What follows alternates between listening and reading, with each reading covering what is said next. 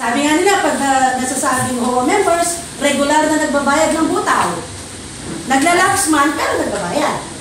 May karapatan po tayo yung saloobin natin ay sabihin. Pero ang pagsasabi ng saloobin ay hindi pagalit. Kasi tandaan po natin, meron po tayong gustong makuha at maintindihan.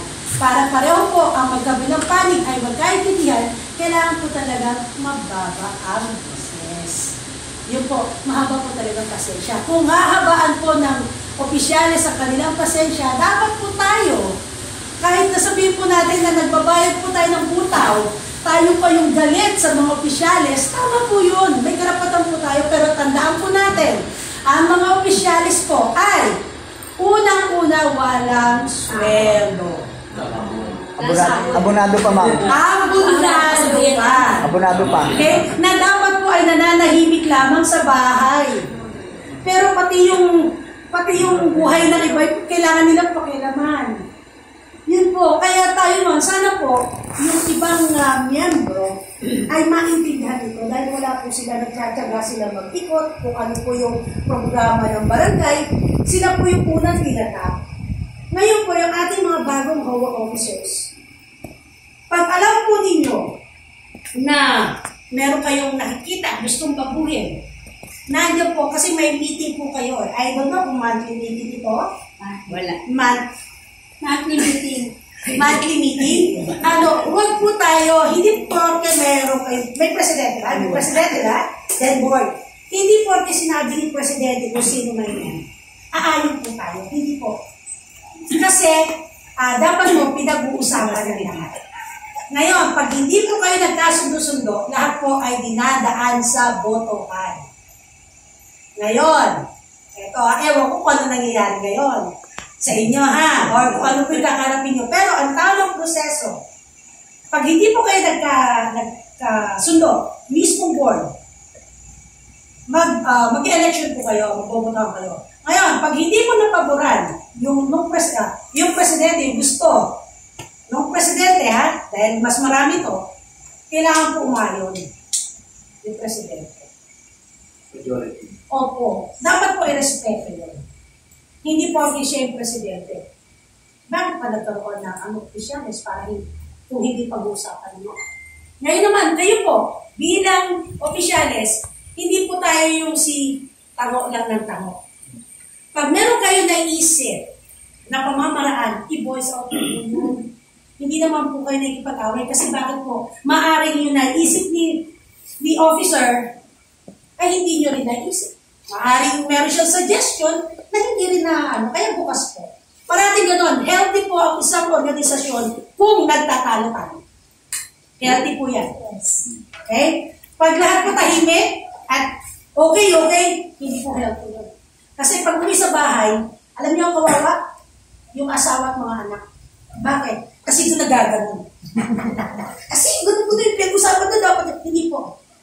Yun po, sa organisasyon po, pagtalunan mo po. Bakit? Ibig sa buhay ang organisasyon. Natural niya. Wala lang magtaasa ng boses, natural. Pero wala yung paglabas mo, abangan kita. Wala pong gano'n. Hindi yung magtatanim tayo ng sama. Next, pag meron kayong gustong baguhin, dito po papasok yung tinatawag na resolution. Okay? May gusto kayong baguhin, i-adapt na batas ng barangay, pwede po yan i-adapt ng COA. Nyari, sample, national, yung aso mo, tali mo, di ba? Adapt yan. Meron po nag-iikot yan na manguhuli ng aso. Kaya lang, bagong schedule, nakakalit na lahat ng aso. Kasi alam nila.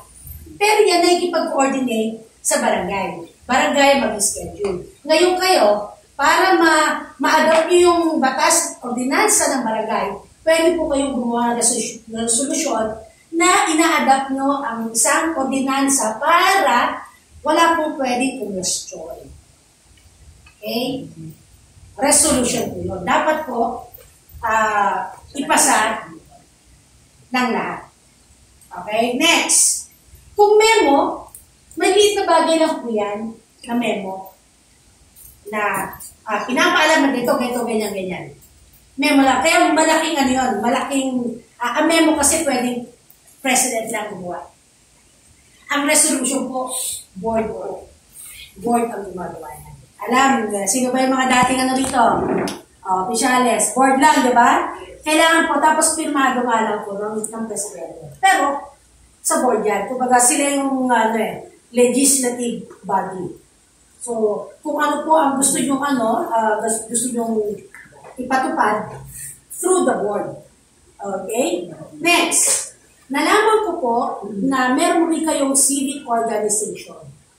Kung saan kayo po ay tumutulong, nabanggit nga po ni Kuya na lumalabas pa kayo, nag-fundraising kayo para makatulong sa iba.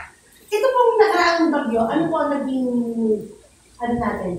O pati tayong binagyo? Pati tayo, no? Kasi po, ako rin po, nung isang araw, nasa Kalumpit, ayun, sinuong namin baha. Grabe. Yun po, may mga relief operation po kami. At tapos ongoing pa. Ganun po yung nangyayari. Kami rin po sa opisina ay nakikipag-ugnayan sa PDRRMO. Yun, sa Disaster Risk Management. Doon po kami bumabatay kung sino po yung mga nasalanta para mabahagyan po ng tulong yung mga goods ng DSWD. So, nung isang araw po, nagpabagsak kami sa Kalumpit ng nasa 2,000 boxes. Kasi ganun-ganun din yun. Malalaking box na dilata, bigas, kumpleto na. Opo. So, yun po yung Then, meron pa kami susunod, Marilao, kasi matinding dalik sa Marilao even now, sa Kamay Kawayan. So, kaya na sabi ko, kauwi ko lang, eto may tawag na, sige, okay lang, sige, puntahan na lang. Dahil natuwa naman ako, may civic organization kayo. Sige, i-maximize ko na rin po. May mga programa po si Senator Risa Ontiveros.